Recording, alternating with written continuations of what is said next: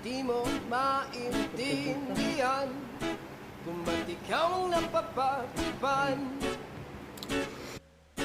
ng halik ng kamalasan. Kinapang mong marahan ng hagdanan para lamang makidlatan sa kaitaas-taasan. Ngunit kaibigan, huwag kang magpapasindak. Kaibigan, islang saya. Dahil wala